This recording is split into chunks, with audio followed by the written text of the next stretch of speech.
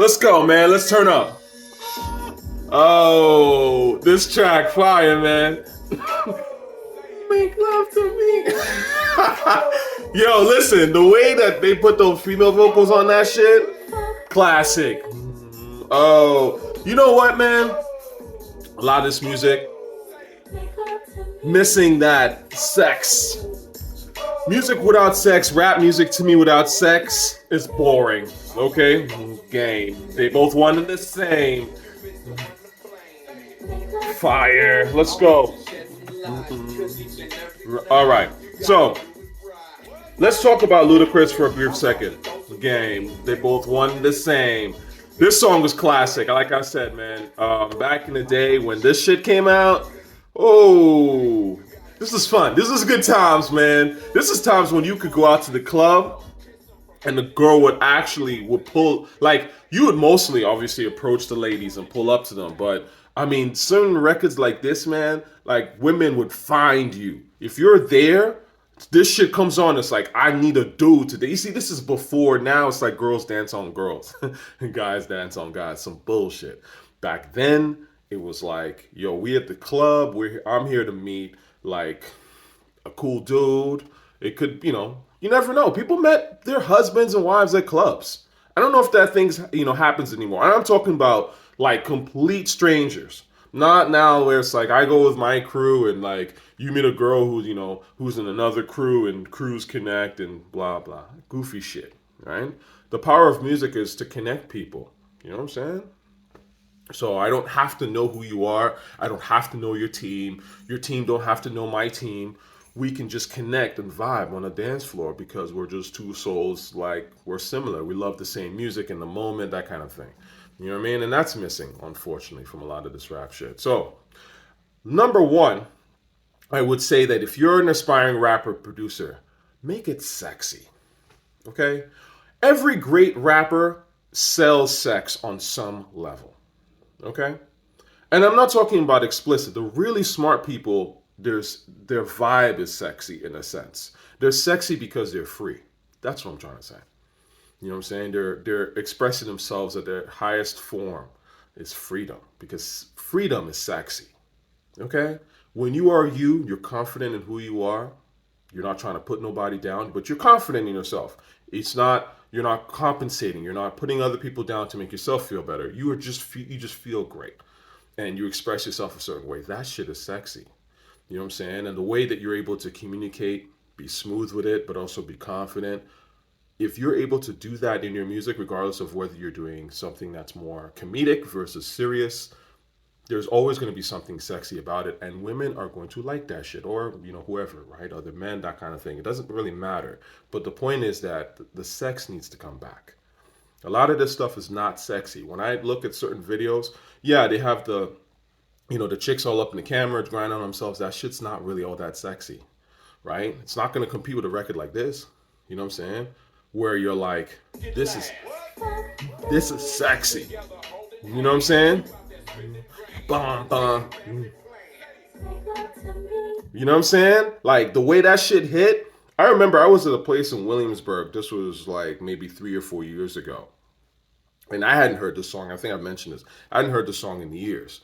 And the DJ just dropped it and the vibe just changed. It was just like all of a sudden it was like, ooh, okay.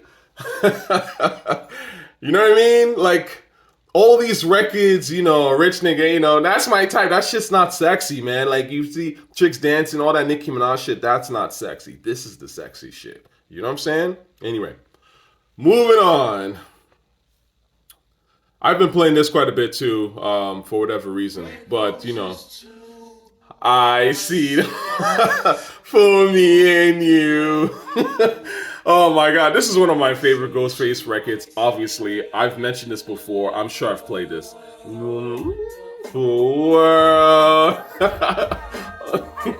There's some slick Rick shit, you know what I'm saying? Like, anyway. It's the illest little story for the girls and boys. Wonderland, you see it, yo. Again, sexy. Need would believe, yo. Play the flute. You know what I'm saying? Please, pussies, tease, hello. Like, you see how Ghost is rapping on the shit? Real off the sense, the Smurfs fell out laughing. You know what I mean? Like, just the charisma. That's why certain, girls will listen to Ghostface. They're not going to listen to Griselda. When Benny the Butcher's talking about, yo, girls don't really listen to me or whatever, or well, our shit's too raw, rugged and raw. Nah, your shit's lame, honestly. It's for dweebs. You know what I'm saying? Like, you know what I mean? Like, again, I'm just one guy with a person, with a perspective. I'm just one person in an opinion. But in my experience, ladies, it's not, being being somebody that's attractive to the opposite sex or the same sex or whoever it is, like that you want to get with, personality, confidence, just being a genuine person, being cool goes a long way. You know what I'm saying? So when I hear Hitler raps from dweebs, I mean, that's not really the sexiest shit, is it really? And lastly, let's talk about this a little briefly. J Hood and this Math Hoffa controversy, right? This is the only J Hood song I know, honestly, that I would ever play. And I don't even play this record because honestly, it's not that great of a song. You know what I'm saying? Primo came through, probably did it as a favor. So you obviously didn't give him like the top tier shit. But then again, J Hood didn't kill it, and J Hood wasn't gonna kill it anyway. So it would have been a waste for Primo to give J Hood like the best shit. Here's the problem I have with J Hood, and I say this respectfully. I don't know J Hood. I don't know the Locks. Okay, there might have been some shisty business deals between the two of them. I don't know that shit. It ain't got nothing to do with me. Okay, but one thing that is apparent is that J Hood hasn't dropped anything of note in 20 years. That's crazy. So when you look at someone like that who's going to Math Hoffa's podcast talking shit essentially about the Locks didn't do this and didn't do that, it's like, but fam, if you're really that talented and if you really love this rap shit, right? If you were destined to rap, if you were supposed to be in this rap game, you would have dropped something else after that. You know what I'm saying? Some noteworthy, at least one dope song, at least one.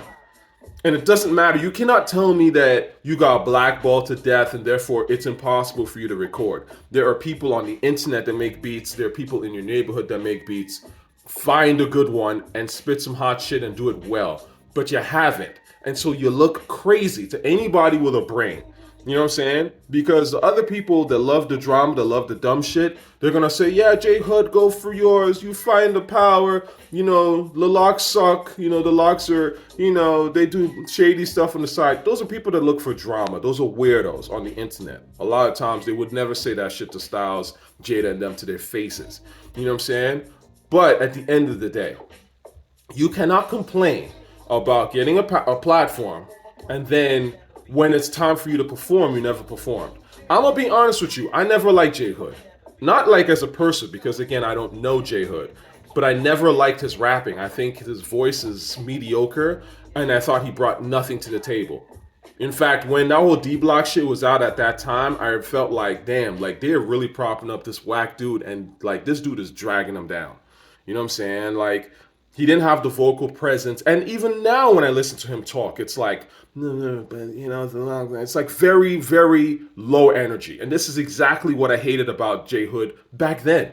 You know what I'm saying? Like, see, the Locks fucked up by even putting someone like that out because he had nothing. He had like the vocal presence wasn't there. The bars were trash, in my opinion. They were just generic gun bars. I'm in the hood, I'm flipping this. And it's like generic shit. I never understood anything about what J Hood was really bringing to the table. And this is the problem when rap started to really believe in this whole rap is about saving people from the hood and giving them a rap career, even if they're not really great rappers, because at the end of the day, you got to put your boys on or whatever, especially from the streets, because that's what real hip hop is. Again, that's that shit that killed rap. You know what I'm saying? Melly Mel's talked about this a million times, okay? And I'll go into it in depth on one other interview or video, I should say, at a later point. But this is exactly what killed rap. You cannot give whack niggas a pedestal. You're a great rapper. You're Jadakiss, Styles, Chic. You guys are good rappers. You cannot be giving whack niggas a pedestal to stand next to you. It looks weird. You know what I'm saying? So, I don't believe J Hood, honestly, in the grand scheme of things. And even if there was some business stuff, I'm never going to know the full story. I'm just some guy on the fucking internet.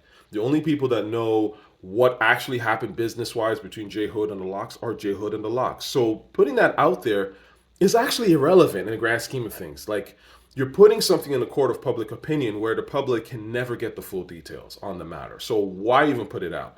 And again, if you are going to put it out, then it comes to issue of like, okay, we're going to question your character. Why did you put this out? If you put it out there and you don't have a reason that makes a credible kind of like, okay, this guy's saying this, but I look at his track record. Okay, his track record in the last 20 years has been zilch.